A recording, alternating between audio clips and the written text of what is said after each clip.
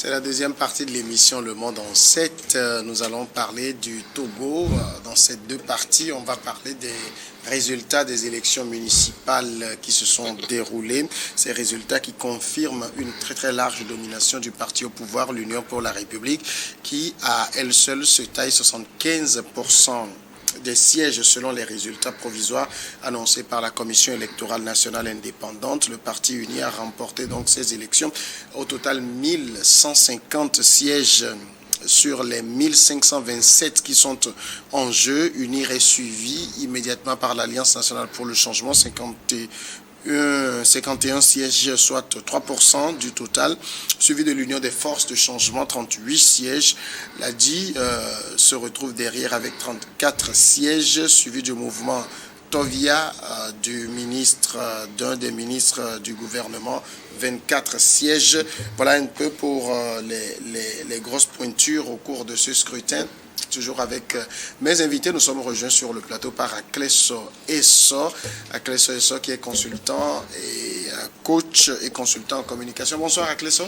Bonsoir Samuel, bonsoir à tous les co-débatteurs. Toutes mes excuses pour ne pas être là à temps. Comme on le dit, embouteillage oblige. Bien sûr. Merci d'être là. Les deux autres sont toujours là, Frédéric Azeglo et Kosigan Akwete. Frédéric Azeglo, j'imagine que avec ces résultats, vous jubilez. Oui, naturellement, on aurait pu prendre jusqu'à 80%, 90%, mais bon, voilà, l'élection étant ce qu'elle est, nous n'avons que 75%, bravo UNIR. Mais ces élections sont déroulées, comme tout Togolais l'a vu, dans la paix et dans la tranquillité. Et donc, les jours à venir, nous connaîtrons les maires de nos 117 communes et on verra très bien. J'ai dit, l'électeur ou le citoyen aime conserver ce qu'il a et qui lui plaît. Et il a peur de l'inconnu. Il a peur de quelqu'un qui propose ciel et terre et qui peut-être n'a pas les moyens et n'en aura pas. Et donc, je ne suis pas la personne autorisée à dire merci aux électeurs, mais je dis merci aux électeurs togolais qui ont donné la majorité à UNIR dans ces élections. Kosigan Akwete. Non, le peuple a parlé. Le peuple a parlé et le peuple a choisi son camp. Donc, remercions Dieu que tout s'est passé dans la sérénité et la paix. J'ai toujours dit à mes jeunes frères, puisque je suis président de l'association de jeunes, l'insurrection, le désordre n'a jamais construit un pays. Quel que soit le camp, ce n'est que dans la paix, la sécurité.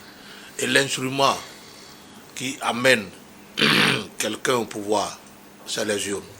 C'est l'instrument le plus idoine, le plus efficace, qui amène quelqu'un au pouvoir sans problème.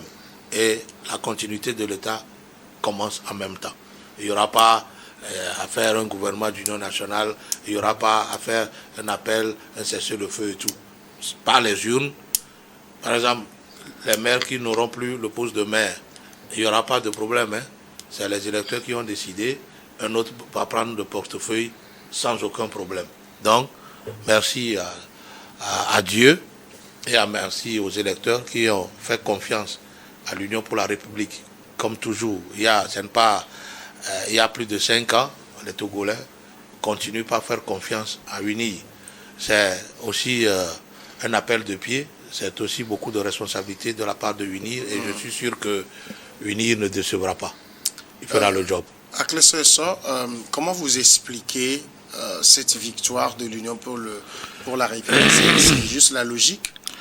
Il y a 3 raisons qui peuvent expliquer cela, sans oublier qu'il y a eu quelques irrégularités, étant donné que tout le monde le sait, sauf que ça n'a pas eu trop d'incidents, parce que, disons-le, même si on parle de bourrage, comme les gens l'ont dit, je vais commencer par l'explication très simple.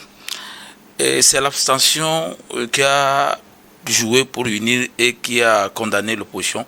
L'abstention au sud, vous voulez dire? Oui, parce que le taux de participation communiqué par la CENI, un peu plus de 55% de participation. Oui, c'est ce que la CENI a dit. Vous voyez, Et moi, j'ai peur autour des pourcentages. Vous voyez, quand vous voyez dans une classe où il y a 100 personnes et que 48 réussissent, on va dire qu'ils ont eu un pourcentage de 52%.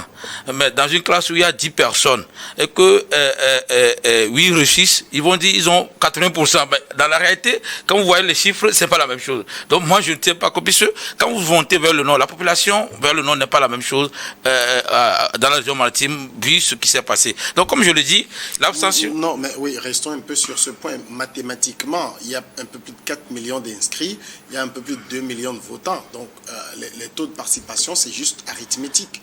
Et on peut, il n'y a pas de démonstration. Non, on peut se tarder sur ça, mais je prends la région centrale par exemple. Le pourcentage des gens qui ont voté dans la région centrale est inférieur par rapport à ce qui s'est passé dans la région de la Cara. Idem par rapport à la région ça se dit. Donc chaque région a sa réalité. Et heureusement qu'on a des gouverneurs et des régions qui doivent aussi avoir leur manière de se gérer. Donc moi je me tape ça juste pour dire que comment on peut constater que dans le sud ou dans la région maritime ou Grand Lomé, il y a eu cette abstention. Est-ce que c'est l'opposition qui n'a pas de console là? Mais il y a des causes que je dis qui peuvent expliquer ça. Donc de mon côté, si on avait voté puisqu'il y a plus de conseils municipaux dans le district autonome de Lomé ou dans la région maritime, et quand on compare chaque région, le district autonome de la région maritime a emporté le plus grand nombre des conseils municipaux. Et du moins, vous voulez aller jusqu'à 20 en allant, mais vers le nord, si ce n'est pas 15, c'est 19 ou 11. Donc c'est ce que je veux dire par rapport à cela. Mais comme je le dis, ça peut s'expliquer, et je ne suis pas je peux reprocher beaucoup de choses à l'élection ou au cas d'unir sur certains dossiers,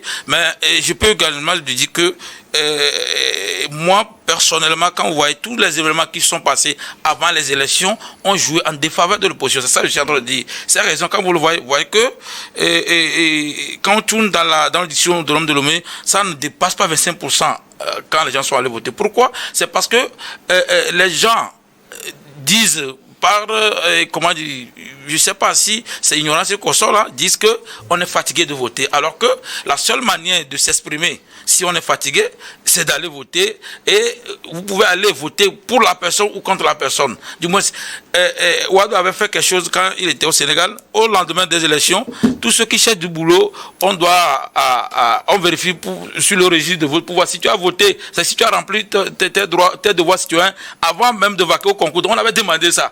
Ben, imagine qu'au Togo, le lendemain, on lance les concours et on dit que on va se baser sur le registre, non seulement que le registre de ceux qui ont voté pour autoriser les gens à composer pour les concours. Vous voyez que beaucoup ne pouvaient pas le faire parce qu'ils se sont dit qu'ils n'allaient pas voter. Alors que quand tu ne remplis pas ton devoir citoyen, tu ne dois pas avoir accès à ton droit citoyen. Donc, il y a cette abstention qui a joué. Et aussi, les événements, les marchés consoles aussi, ont mis les gens dans la peur pour aller. Des gens pensaient que le jour J, il y aurait une peur sans nom, donc les gens ne sont pas sortis parce que vous ne pouvez pas comprendre que des gens ont fait des cas d'électeurs qui n'ont pas voté, c'est automatiquement. Si je prends même le chiffre que la Sénat a donné, 40 et quelques pourcents, disons que c'est les gens de l'opposition.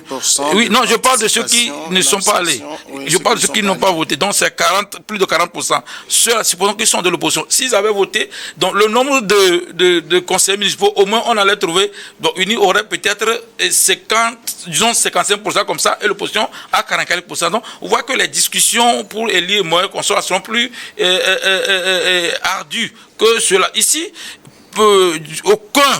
aucun parti de l'opposition, ni de gouvernement de parti de l'opposition, ne peut pas se tarder de dire qu'à nous seuls, on peut avoir une mairie. Donc, on est obligé de négocier avec UNIR pour avoir une mairie. Et aussi, c'est dans la logique de la démocratie que UNIR seul ne peut pas avoir aussi tous les maires aussi. Donc, c'est pour ça qu'il y aura maintenant les négociations. Et que les gens ne pensent pas que les gens sont vendus ou seront vendus. Quand on voit quelqu'un qui a de l'opposition et diriger une mairie aussi, c'est qu'en politique, il y a la négociation. Vous voyez qu'ici, on a le rapport de force. On négocie. Sinon, si on veut jouer, comment dire, à la part du lion, c'est qu'on n'aura que les 117 maires qui seront d'une. Heureusement que...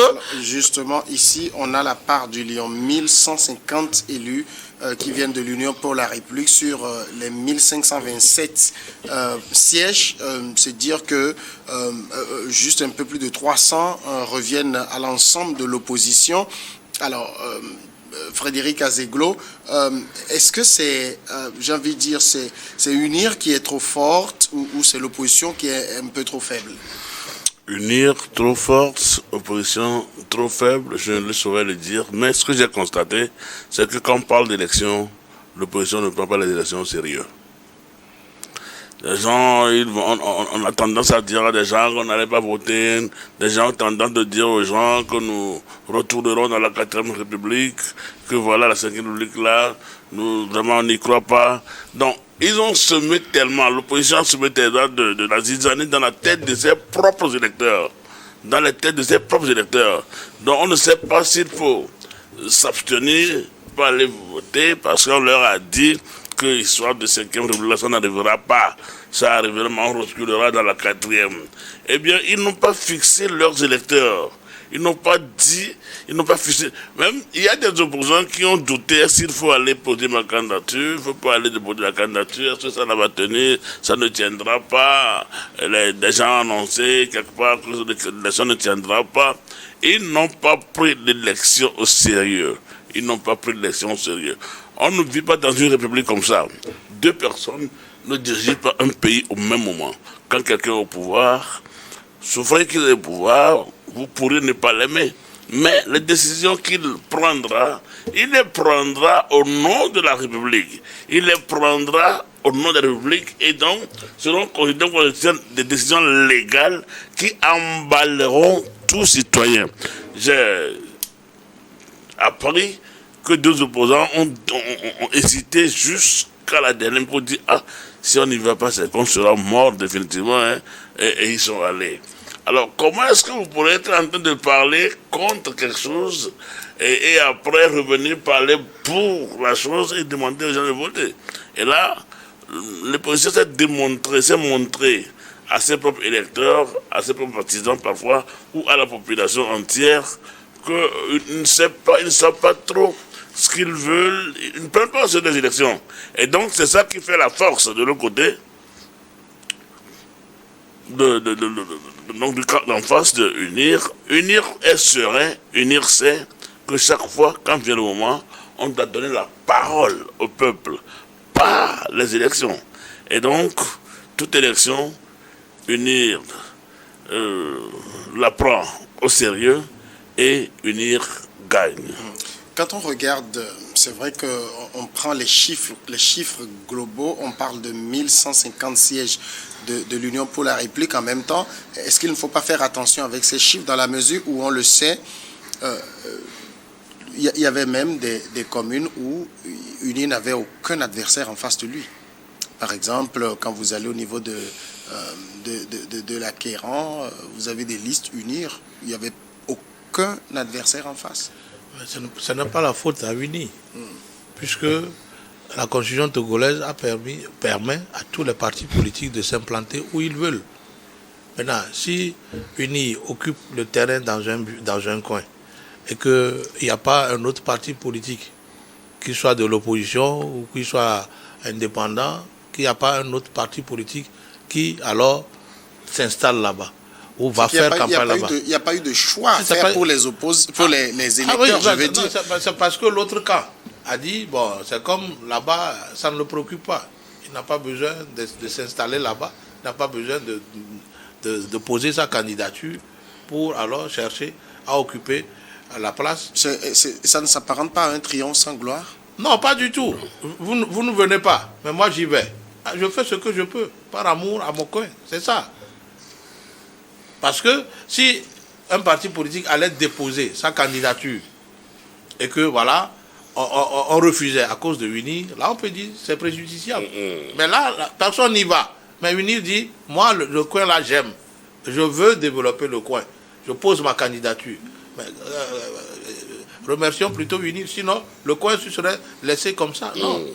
C'est aussi ça la réalité. Vous savez, moi je suis fatigué de parler à la classe politique de l'opposition togolaise. Soit vous voulez faire de la politique, soit vous voulez faire du commérage ou du chantage. C'est deux choses.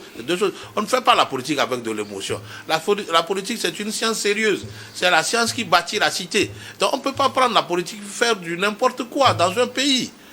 Vous voulez que le pays se développe. faut des idées contradictoires. Il faut aller aux élections. Oui, discuter les voix. Et quand vous vous retrouvez dans un conseil communal, mais ce n'est pas parce que la personne est unie que vous ne pouvez pas le combattre par des idées, que vous ne pouvez pas aussi faire des propositions. C'est la chose publique.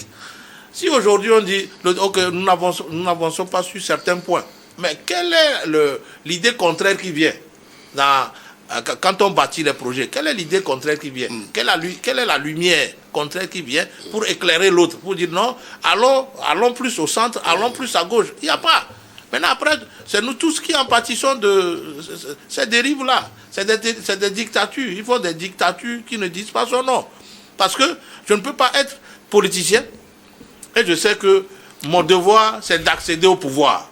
Maintenant, quand on m'offre le temps de démontrer ma capacité de prendre le pouvoir d'État, j'ai dit non, je ne vais pas, l'élection ne sera pas transparente, ce n'est même pas utile qu'on y va.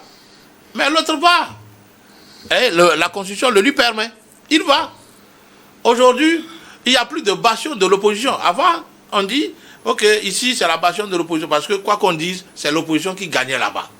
Moi, je prends par exemple notre préfecture à Yoto. Avant, c'était la bastion du cas. C'était le cas parce que Maître Agbouibo travaillait sur le terrain. Il était là d'arrache-pied. Mais aujourd'hui, qui fait la même chose que Maître Agbouibo dans le Yoto? C'est Unirabri.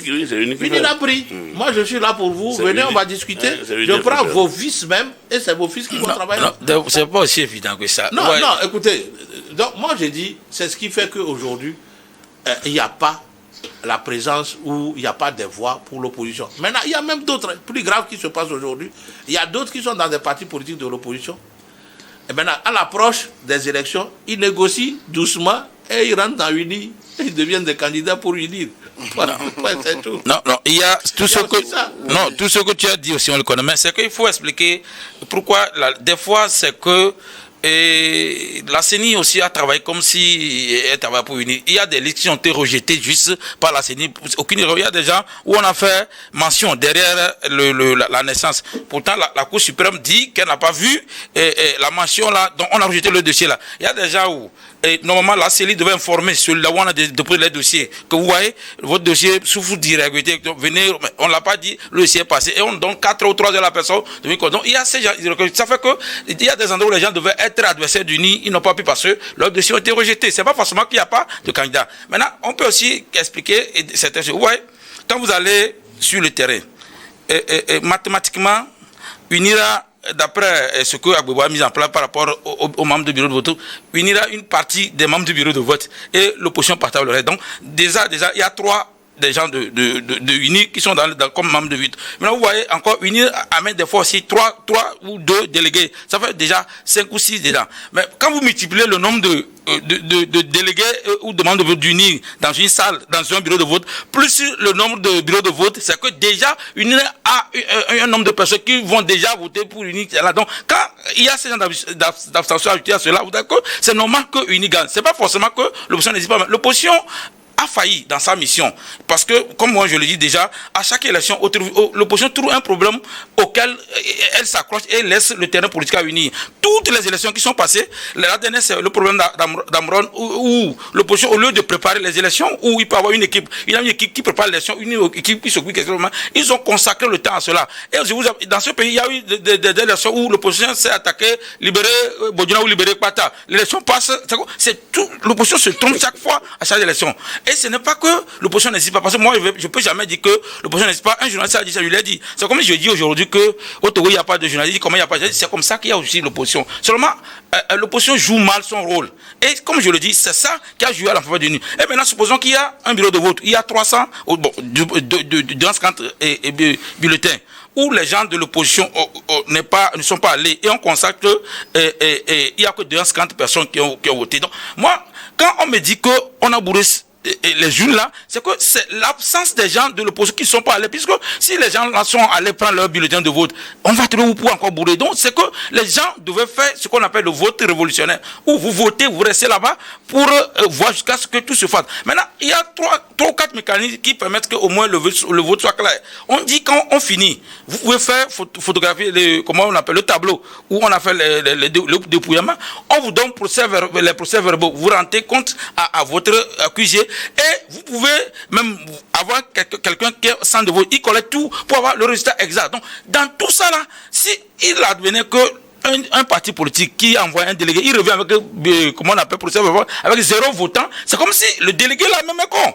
Parce que le parti que tu représentes, tu n'as pas. Donc, vous voyez, quand on explique tout ça, c'est pourquoi je dis que c'est facile de dire que tel a voté. Mais est-ce que mais à Clesso, vous savez, jusque-là, en tout cas, moi je suis l'actualité, je n'ai pas encore vraiment entendu des arguments d'irrégularité pour les élections du 17 juillet dernier. Non, vous voyez, il y a quelques vidéos qui circulent, sauf que la Cour suprême va dire que ça souffre de consistance. Parce que en réalité, qu'est-ce que les gens font? Moi, j'ai formé les gens pour l'élection municipale passée, ou comment il faut faire les recours. Même les gens disent qu'ils ont des preuves, ils n'informent pas les forces de sécurité dans les médias, ils ne font pas la CELI, ils ne font pas. Et il n'y a que leur QG qui est au courant de ce qu'ils disent. C'est normal qu'on rejette ça. Donc, quand il y a un problème où il y a un constat de vol, normalement, tu signales ça.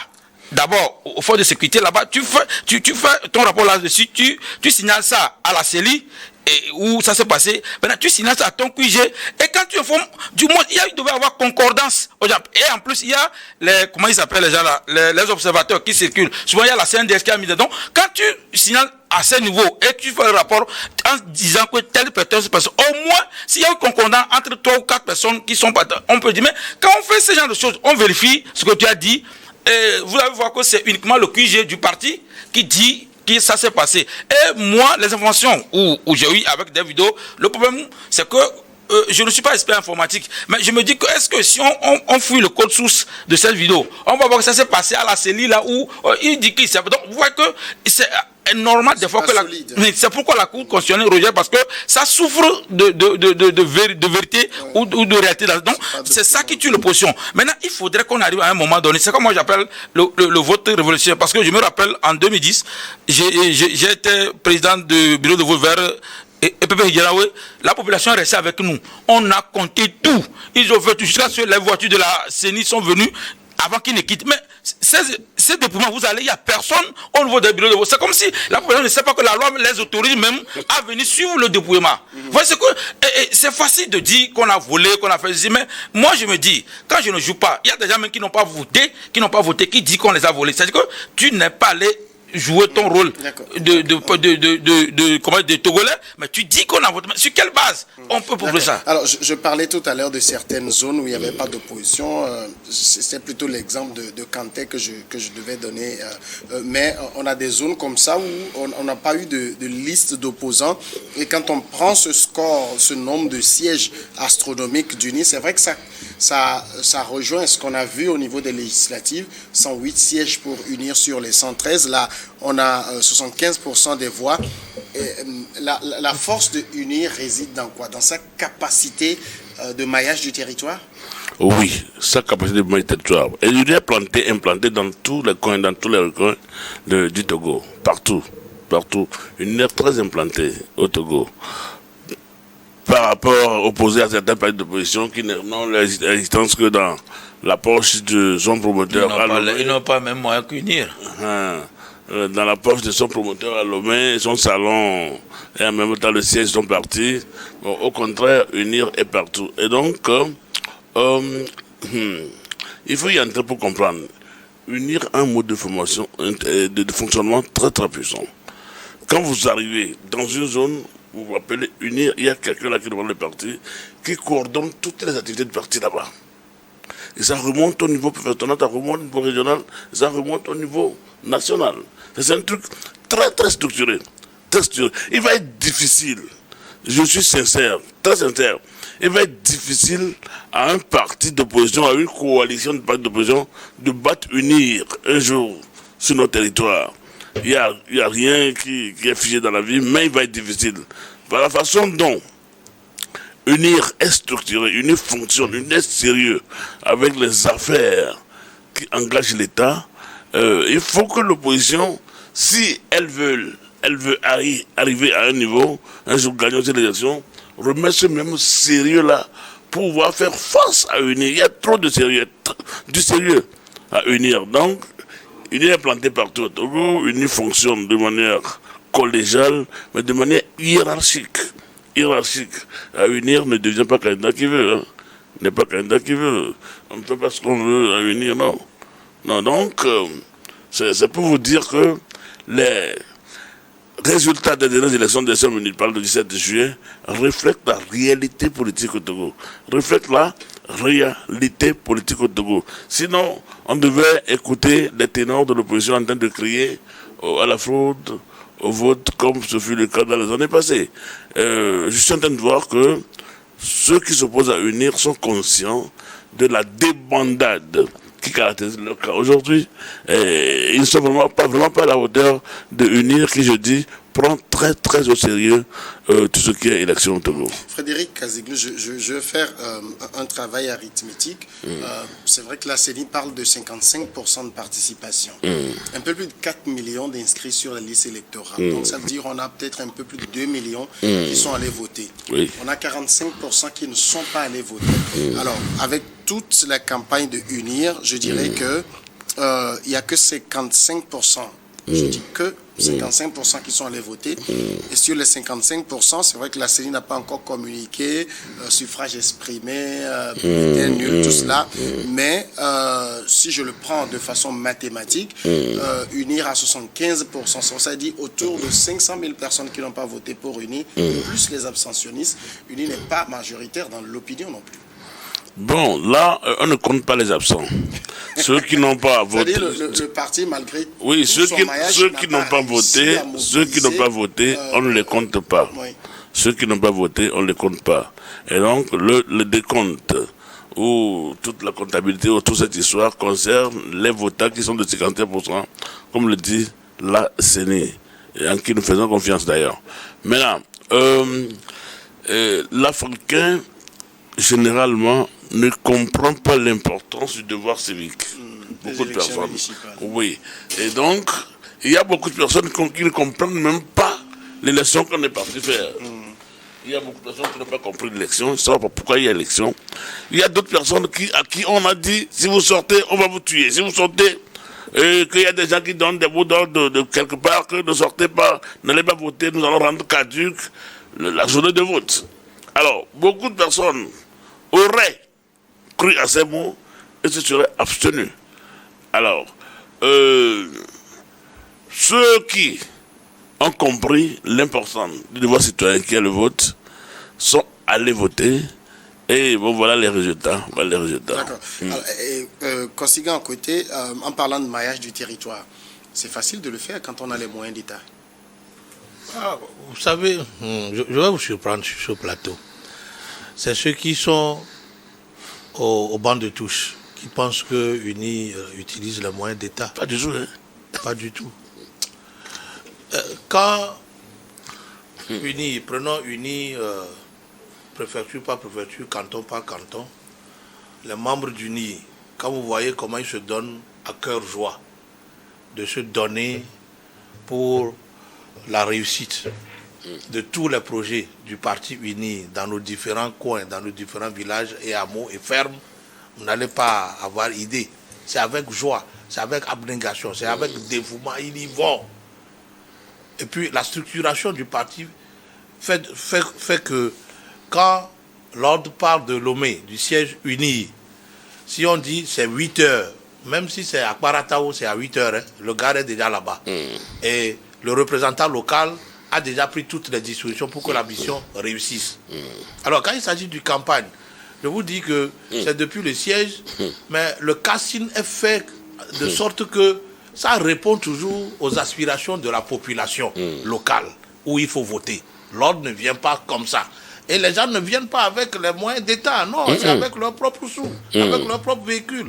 Parfois, ils font bon marché aux maisons de location de voitures. Les cadres, ils prennent. Les cadres viennent au village, ils viennent travailler. Et cela, à cause de l'UNIR aujourd'hui, les cadres ont commencé par construire dans leur propre village, leur village natal. Je ne vous mens pas. Ils construisent des villas et ils viennent passer du temps pour pouvoir être reconnus. Pas connus comme fils du milieu seulement, mais connus comme cadres unis du milieu. Et ils aident des gens par rapport à ça. Ce n'est pas un truc soudain. Hein. Non, ce n'est pas un truc soudain. Ça se bâtit. Ça se bâtit. Je vous jure que les candidats, beaucoup de candidats qui ont été retenus, qui ont eu le suffrage des populations lors de ces dernières élections, ce ne sont pas des gens qui sont arrivés comme ça et puis il y a eu autre. Non, c'est des gens qui ont mis 5 ans, d'autres 3 ans pour préparer cette élection. Ils ont construit leur villa, ils y vont de temps en temps, ils aident les gens et ils apportent leur idée à la construction de la commune ou du village. Ils apportent quelque chose, un prix-value au milieu. Et après, quand il y a élection, parce qu'on t'a fait l'oreille, je vous fais bouche. C'est ce qui se passe avec UNIR. UNIR n'attend pas pour envoyer un messie pour aller faire campagne. Ce n'est pas ça. Et c'est ça qui aussi qui fait damer le pion aux membres de l'opposition. C'est ça qui manque à l'opposition. Voilà. Donc c'est des gens qui ils n'y vont pas avec les moyens de l'État. Ils n'y vont même pas ils ne prennent même pas les sous avec UNIR. À Lomé, ça je ne sais pas. En tout cas, mais beaucoup viennent avec leur poche. Beaucoup viennent avec leur poche. Ils aiment tellement le parti. Bien sûr, bien sûr. Ils mouillent le maillot. Ils mouillent le maillot pour le parti. Alors vous me tendez la perche. Les gens se sont fait même un sacerdoce. Hein. Ouais. C'est vrai. Pour annoncer donc le deuxième sujet, on est toujours dans le même registre, mais quelle leçon pour l'opposition? C'est vrai qu'on en parle déjà et on fait de deux pierres une. Alors, à Clésso et So, quand vous écoutez le sérieux avec lequel UNIR aborde chaque scrutin, est-ce que vous comprenez que l'opposition de son côté n'y mette pas autant de sérieux? Le combat entre UNIR et l'opposition, en fait, c'est un combat de David contre Goliath. Et moi, je le dis, UNIR a c'est trop... David qui avait gagné, hein? Eh oui, sauf que dans la réalité, ça se répète pas comme ça. En fait, moi, je vais prendre mon co-débatteur en partie et son ami. En fait, UNIR utilise les moyens de l'État. Il y a des véhicules qu'on a vus en campagne, on a caché les plaques. On sait pourquoi on a caché ces plaques. Les gens ont couvert ces plaques parce que... Il y a des gens qui ne veulent pas qu'on reconnaisse aussi leur véhicule. S'il y a cet amour pour le parti, donc on peut facilement reconnaître le numéro sans problème. Donc, il y a des gens, il y a des campagnes qu'on a vues. Moi, je pense que la campagne même... les 3 premiers jours, rien ne se passe sur le terrain, surtout pour UNIR, c'est vers les 5 derniers jours-là que UNIR a commencé par faire réellement la campagne. Mais comme on le dit, quand ce qu'on dit sur leur argent, ils l'ont gagné comment? Donc il faut aussi voir cela. Et, parce qu'il y a des dépenses, si normalement on doit justifier au niveau de la Cour. C'est vrai que UNIR, par rapport au nombre de députés qu'ils ont, et si on doit financer un parti, UNIR doit avoir... Ça se fait en France, c'est partout, c'est comme ça. Le parti qui a plus de députés qu'on sort là, a les moyens plus que les autres. Ben, UNIR a tellement de moyens qu'il ne peut pas souffrir. Mais qu'est-ce que UNIR a encore fait? UNIR a broyé l'opposition dans chaque village, dans chaque quartier. UNIR a suscité un cadre. C'est-à-dire qu'on donne le moyen à un cadre depuis le quartier et ça évolue comme ça, le village, tellement que quand tu viens, quand le cadre la convoque les gens, toi aussi convoque les gens préfèrent aller chez lui parce qu'on l'a rendu, tu célèbres et qu'on soit même les moyens, on le lui donne. Parce que vous ne pouvez pas savoir que dans une préfecture comme Vaud ou dans la commune Vaud 1, l'opposition convoque une réunion, un meeting unique convoque les gens quitter le meeting de l'opposition. C'est vrai qu'il y a tout ce qu'on peut donner dans le domaine. C'est que moi, je fais un combat où je sais que je peux avoir fait aujourd'hui et me mais quand on peut dire que la personne, ce n'est pas question de ça, mais c'est que c'est une question de comment on a connu. Je pense sur le débat sur le sujet de Paul Biya-Kosso là, il a dit un sujet où le simple fait de susciter un cadre depuis la base jusqu'au sommet a fait que c'est comme s'il n'y a plus de la place pour l'opposition de faire sa bataille. Et en plus de cela, il n'y a plus le temps de casser les pieds de tous ceux qui sont solides dans l'opposition en offrant des postes. Vous voyez, l'élection passée où on a dit à ceux qui étaient maires de devenir ministres, il y a la maire dans ce aussi qui a quitté son parti. Donc, ouais, tout ça a fait que l'opposition ne sait pas où mettre la tête avant ces élections. Et la poudre sur le feu encore, c'est la marche là qui avait. Donc, l'opposition n'a jamais trouvé le temps de s'organiser avant les élections. En réalité, comment l'opposition doit se faire? À chaque moment, à chaque discussion, l'opposition doit se comporter comme si c'est aussi un gouvernement. Où s'il faut discuter d'économie, on doit voir quelqu'un dans l'opposition qui maîtrise les sujets de l'économie. S'il faut discuter de droit, on doit avoir quelqu'un sur le moment. Au niveau de l'opposition, c'est le président de parti qui discute de tout sujet. D'ailleurs, même c'est difficile, qui t'envoie à toi. Alors qu'au niveau du NIR, ouais, l'élection législative de 2018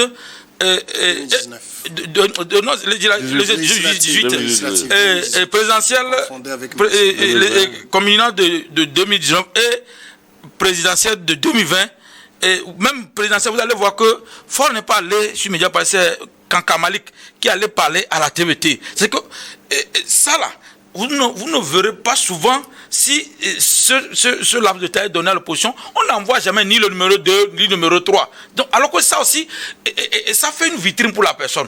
Ce que le UNIR a fait, c'est comme si, chez eux, c'est comme si ensemble on est fort, seul on n'est rien. Donc, cette machine que UNIR a, de marcher à tout moment ensemble, pouvait tout broyer l'opposition à chaque fois. Parce que l'opposition fait ces attaques une à une. Et chaque fois que l'attaque vient isoler, UNI broie ça. Chaque fois. Donc, c'est difficile que l'opposition puisse arriver à contenir le mouvement d'UNI. C'est vrai, on peut un jour arriver à supplanter UNI, mais c'est qu'il faut refaire les choses où les guéguerres entre l'opposition s'effacent et pour qu'on fasse table rase. Ce que disait le président de l'Alliance des démocrates pour le développement intégral qui dit que au-delà de ces résultats, il y a une leçon qui est envoyée à l'ensemble de l'opposition pour qu'elle puisse s'unir. Mais avant de passer la parole à Frédéric Azeglo, à Clé-Soeso, on l'a constaté dans la partie sud, en tout cas, moi, je suis pas allé au nord pendant l'élection, j'ai regardé plus au sud, les bureaux de vote étaient quasiment vides. Et tout le monde dit unanimement que c'est la base de l'opposition. Qu'est-ce qui fait que ce sont souvent les électeurs dans le sud qui se découragent, qui font défection si vite? Le problème, c'est que le Sud, il y a l'opposition, disons que c'est d'abord si on peut dire le fief de l'opposition, c'est au Sud. Ce que vous expliquez par rapport pourquoi il n'y a pas eu de candidature, c'est que quand vous franchissez à partir de Montiana là, il y a certains partis de l'opposition qui n'ont pas pu, ils sont incapables d'avoir, parce qu'ils n'ont pas de membres qui doivent les représenter là-bas. Ça aussi, c'est une réalité. Maintenant, quand vous grandissez vers le nord, jusqu'à Dapon, c'est que c'est 3 ou 4 partis. Alors que quand vous quittez ici, vous pouvez voir jusqu'à 10 ou 15 partis qui déposent candidature. Mais plus vous voyagez vers le nord, ça diminue. Ça voudrait dire que, en réalité, l'opposition n'a pas travaillé pour avoir des bases comme il le faut. Ils travaillent sur les émotions. C'est-à-dire qu'ils pensent que quand tous ceux qui n'aiment pas fort sont forcément opposition. Ça aussi, c'est faux. C'est-à-dire que quelqu'un peut ne pas aimer fort, mais il n'est pas de l'opposition. C'est ça que j'ai dans le cas de Bodiona ici. Quand le Bodiona avait le tension de Bodiona l'opposition et le UNI, c'est l'opposition qui est encore libéré Bodiona, comme si le sujet de Bodiona, c'est la part de l'opposition. Idem, c'est le sujet isolé de la corporation. Alors qu'il faut que l'opposition refasse sa base. Parce que vous ne pouvez pas comprendre que je vais à une élection, on n'a qu'à expliquer aux populations qu'est-ce que c'est qu'une élection législative, qu'est-ce qu'une élection municipale. C'est que l'important de chaque élection. Vous voyez, la dernière élection qu'on aura après 5 ans, c'est ces élections. Donc les partis, il y a des partis qui vont plaisir d'ici 5 ans. Et à moins qu'il y ait une élection anticipée qu'on aura 2 ou 3 ans, c'est pourquoi il était primordial que tous les partis aillent à ces élections parce qu'ils ne décideront pas. Maintenant, pour avoir les subventions de l'État, chaque parti qui n'allait pas aller à ces élections ne peut plus réclamer les subventions de l'État parce que il faut faire le rapport 5 ans. Tu vas faire quel rapport sur 5 ans? Oh, il y a une élection que tu n'as pas fait. Donc il y a ça aussi. Maintenant, l'opposition, c'est que le Sud, on n'explique pas les choses. Je vais prêter le mot d'un leader. Il a dit que le souci, c'est que soit l'opposition n'explique pas bien les choses à la population, ou soit la population comprend mal les choses, ou qu'on n'a pas expliqué à une grande majorité de la population pour qu'ils comprennent qu'est-ce que c'est que la politique ancienne. Parce que c'est comme si on ne comprend pas. D'abord, on le prend comme c'est inimitié, supposons qu'il est dans UNI et je suis dans un autre parti, les gens vont trouver mal que je ne sois pas d'accord avec lui sur le plateau, mais qu'un jour on nous retrouve travailler ensemble. Alors qu'on n'est pas ennemis, on est des adversaires, mais si un jour il y a des compétences que je peux apporter dans son domaine, je vais l'apporter. C'est que le médecin ne juge pas si tu es de quel parti ou avant de te soigner. Et comme aussi, on ne peut pas demander si le voleur ou c'est le non-voleur qui est venu à l'hôpital, c'est idem pour les choses de la nation. Quand on doit travailler, c'est qu'il faut... Maintenant, l'opposition garde cette rancune en elle et que au moment où il faut négocier, les gens ne savent même pas que pour nommer les préfets, il faut négocier. Moi je le dis, le préfet de Bamono n'est pas du NI, il est du CAR, c'est le CAR. Le préfet d'Avé, il n'est pas du NI, il est du UFC. Donc c'est comme ça que normalement chaque poste administratif, on peut négocier pour que chacun de l'opposition puisse occuper. Et ce n'est pas être favorisé par UNI, mais c'est gérer les choses de la République. De la République. Alors on est là dans les leçons de l'opposition. Je sais que vous êtes de UNIR, et donc, mais ce qui regarde l'opposition vous concerne également. Est-ce que vous pensez qu'il y a une leçon que l'opposition togolaise doit tirer de ces... Oui, si j'ai quelque chose à leur dire, c'est que, chers opposants, quand le pouvoir parle d'élection, prenez ça au sérieux. Ne soyez pas en train de jeter de la pierre et de faire aux élections au même moment. Vos membres ne vous prendront pas au sérieux. Aussi longtemps qu'ils ne vous prendront pas au sérieux, ceux qui prendront le truc au sérieux seront de unir et voteront pour unir, et vous ne serez jamais élus. Le Togo appartient à tous les Togolais. Venez, construisons ensemble. Kosiga Akwete, quelle leçon vous pensez qu'il faut que l'opposition tire? Parce que Aklesio a dit quelque chose d'intéressant. C'est la dernière élection avant 5 ans. Alors là, ceux qui n'y sont pas allés, c'est déjà mort. Ceux qui sont allés n'ont pas eu grand-chose. Il y a des gens qui étaient maires de l'opposition qui vont perdre certainement leur poste. Mais il faut quand même se préparer pour les 5 prochaines années. Oui, on ne se lève pas pour aller à une élection. On prépare le terrain. Préparer le terrain, c'est d'abord avoir un programme politique. Même si c'est en miniature, concernant une région, un village, un canton ou une commune. Et vous devez alors avoir des membres, des sympathisants. Ils savent ça, ce n'est pas moi qui dois leur dire ça. Il va falloir que l'opposition trouve les stratégies par lesquelles il doit d'abord maintenir sa troupe. Ce n'est pas en pleine campagne on trouve sa troupe ou sa base électorale. Il faut déjà la préparer, il faut déjà la voir. Ils connaissent ce qu'ils doivent faire. C'est en participant aux travaux, que ce soit même dans les communes, dans les cantons, dans les villages, il faudra qu'ils soient présents. Il faudrait qu'eux aussi viennent faire connaître à leur population comment eux ils pensent diriger le village, le canton, la commune, pour avoir des adhérents, pour avoir des membres. Et comme ça, au cours d'une élection, son approche sera à l'opposé de ce que un autre candidat va proposer pour la commune ou pour la mairie ou pour le village. Tout ça là va faire qu'il y aura 2 forces en compétition ou 3 forces en compétition, et on va voir quelle idée nous avance plus. Puisqu'en réalité, ce n'est que le maire qui sera aujourd'hui la première autorité de la commune. Il n'y aura plus, même s'il est issu de UNI, il sera le maire de tout le monde. C'est ça aussi, c'est ça. S'il est d'un parti politique de l'opposition, il sera maire de tout le monde. Donc il faut qu'arriver à un moment, tout le monde travaille pour son parti politique, défend son projet de société et travaille à ce que, quand il y a l'élection, il aille alors travailler pour avoir beaucoup de suffrages, pour porter, alors pour mettre ces idées à la disposition de la communauté. C'est ça.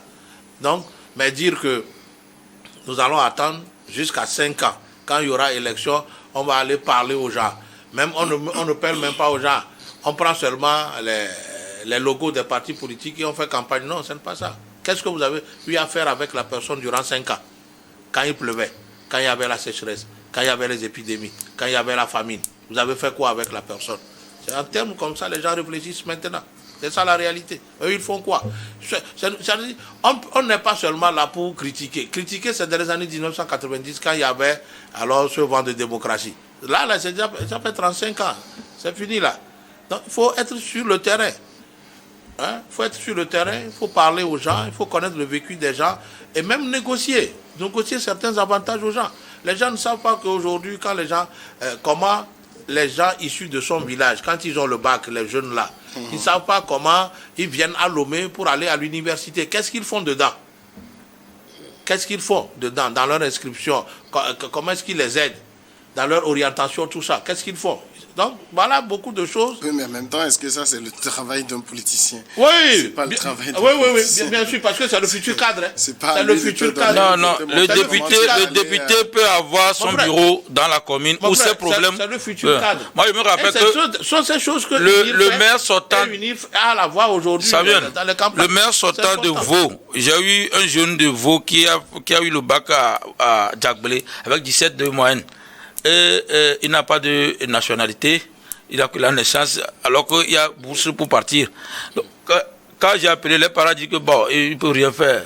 Mais on a vu le maire et le préfet, ils ont couru dans moins de 2 semaines.